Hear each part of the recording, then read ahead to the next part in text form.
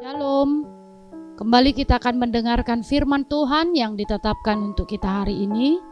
Marilah kita terlebih dahulu berdoa. Kasih karunia dan damai sejahtera yang dari Allah Bapa dan dari anaknya Yesus Kristus menyertai hati dan pikiranmu. Amin. Firman Tuhan dari Maleakhi pasal 2 ayat 7. Sebab bibir seorang imam memelihara pengetahuan, dan orang mencari pengajaran dari mulutnya, sebab dialah utusan Tuhan semesta alam. Demikian firman Tuhan. Ada ungkapan yang mengatakan, hidupmu adalah buku yang dibaca oleh orang lain. Ungkapan ini begitu sederhana, tetapi maknanya sangat dalam.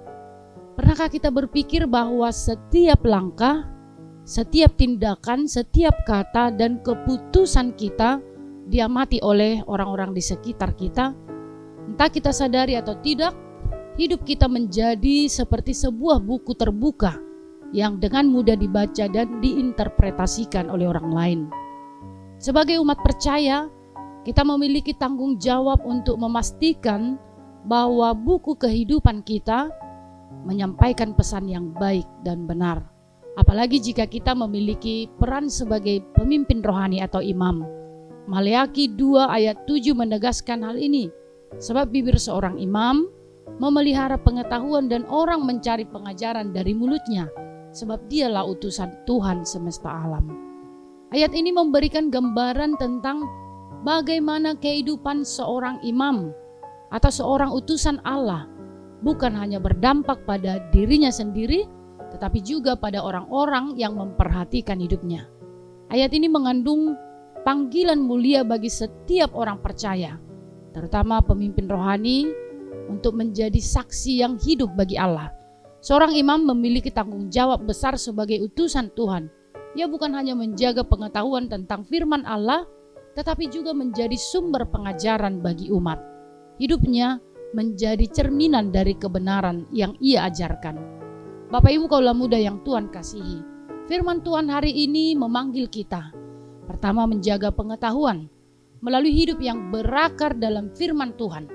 Maleakhi 2 ayat 7 menyebutkan bahwa bibir seorang imam memelihara pengetahuan. Ini berbicara tentang tanggung jawab kita untuk hidup dalam kebenaran firman Tuhan.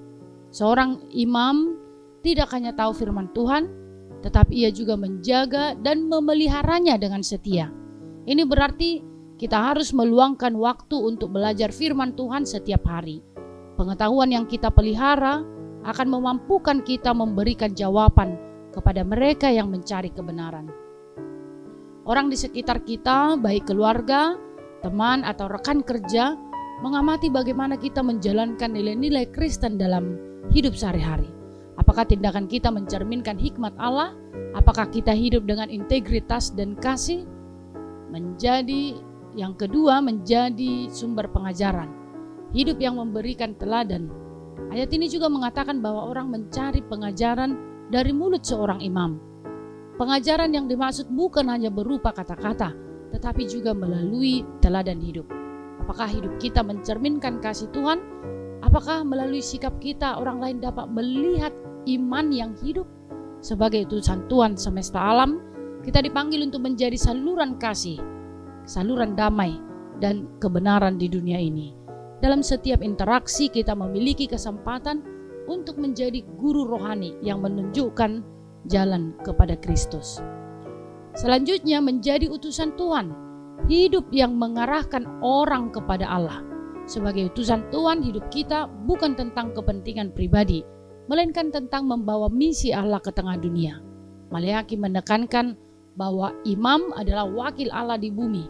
Begitu juga kita sebagai umat percaya adalah duta-duta Kristus dalam 2 Korintus 5 ayat 20. Apakah orang yang berinteraksi dengan kita merasa semakin dekat dengan Tuhan?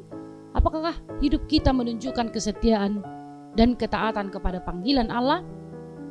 Selanjutnya, sebagai utusan Tuhan kita harus memastikan bahwa hidup kita dipenuhi kasih karunia, kesabaran dan pengampunan, sehingga orang yang membaca buku kehidupan kita dapat mengenal siapa Allah yang kita sembah.